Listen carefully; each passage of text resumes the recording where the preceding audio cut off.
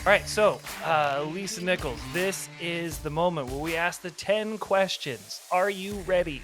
I'm ready. Great. Question number 1. Batman utility belt or fanny pack? Which would you pick? I would probably pick the utility belt. Even if it comes empty and you have to accessorize it? Wait a minute. Let's start over. Can we start over? That was really I'm good. thinking to myself, I'm thinking, no, why would I say utility belt? I would pick a fanny pack because I got to have my phone with me. I got to have my lipstick with me. You know, I mean, seriously, I got to have my lip gloss and my phone with me and a couple of bucks. Fair enough. You'll probably get that utility belt. Okay, question number 2. Favorite movie? Favorite movie? Oh boy, that's a tough one. Gosh, there's so many of them. I know, it's an unfair question. It is. That is kind of an unfair question because it depends. I will tell you the genre that I like the most. 2 genres that I like the most. One is comedy, and then the other one is I love historical real life stories that inspire me. So I'm just thinking, we just watched The Nativity. Fantastic Christmas movie. Love that. About the story. Very well done.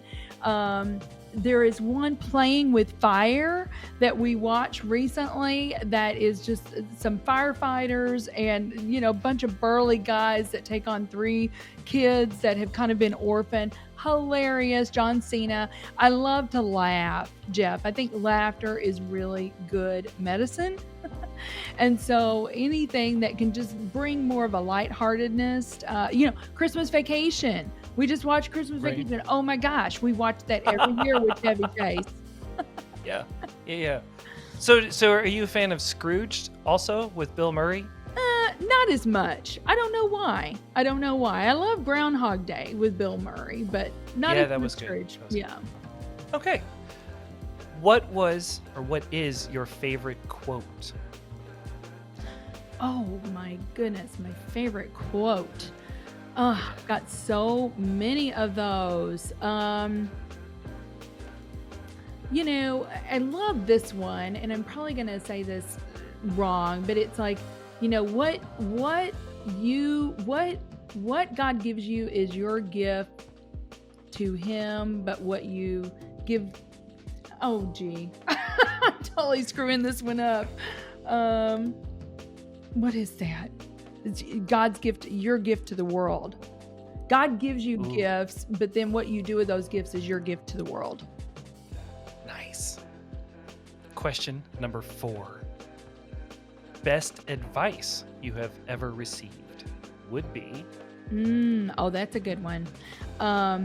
Okay, so I'm going to go back to when our 3rd child was born. We've got a very special little girl that lives with us. She was born with Down syndrome. And I remember a friend of mine, because I'm thinking too much in the future and thinking about all the things that we may be dealing with in the future, or she's dealing with, had a very dear friend of mine that was about 10 years older than me. And she said, Lisa, honey, you're worrying about things that may or may not ever happen.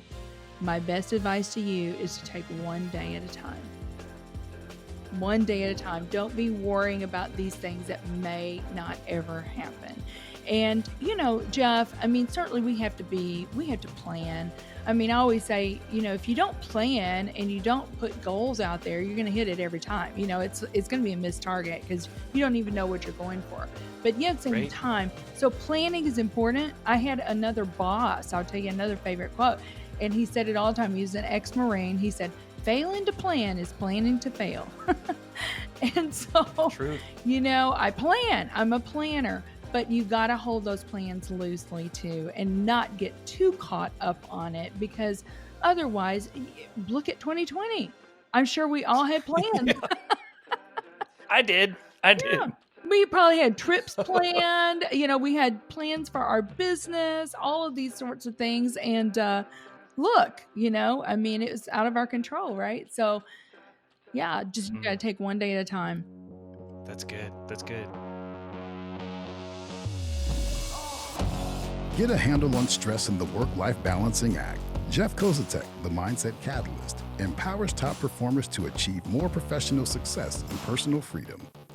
He will equip you with tools and a mindset to self-assess and course-correct through life's challenges. Jeff offers individual coaching for business owners as well as organizations who want to improve their communication and productivity culture. Imagine the future. Discover the possibilities. Take bold action. CoreAuthenticity.com. All right, here we go. Question number 5. What was one of your favorite childhood toys? Oh, that's a good one. I like that one. I had, and I don't know, I'm dating myself here. I don't even know when she came out, but there was a doll that came out, and her name was Mrs. Beasley. And I Mrs. still remember, yeah, she had blonde hair like me. She had a blue polka dot dress on, but in the back, it's kind of like the Woody from Toy Story. In the back, you could pull this string and she would talk to you. And she was not life-size, Jeff, but she was bigger than just a cuddle baby. I mean, she was probably, I don't know, at least a couple feet tall. And I grew up as an only child, and I just felt she was my friend. She said the same thing to me every time, but I didn't care. Very reliable.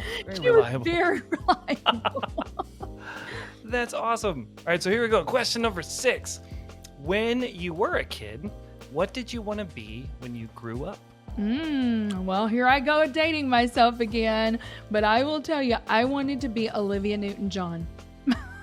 If anybody remembers Olivia Newton-John, she was an awesome performer. She was Sandy in Grease with John Travolta. She did a few other movies as well. I grew up singing. I started singing when I was 4, Jeff. And so, but in school, like when I would do a solo, it was always an Olivia Newton-John song. Yes. And so that's who I wanted to be, Olivia Newton-John.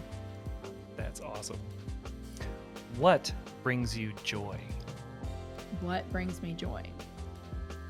I will tell you, people bring me joy most of the time. I absolutely love people. I treasure relationships, whether that's just our own family or I've got a group of women called the Rooted Sisters that I was on a call with this morning. People bring me joy. That's why I love the Something Extra podcast so much, because I get to interview people like you, Jeff, and hear your story and so many others. And and I love to learn. I guess it's the other thing. I'm kind of a growth mindset person. So that definitely brings me joy when I feel like that I am growing as an individual, because I feel like then I can be a better leader. Hopefully I'll be a better mom, better community leader, all those things. What brings you dread? This is a funny one.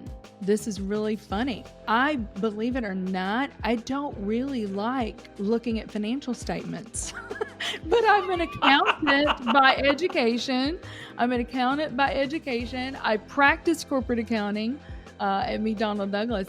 That's the part when Greg and I co-founded Technology Partners, I told him, I said, I'll do anything in the business, but I'm not keeping the books.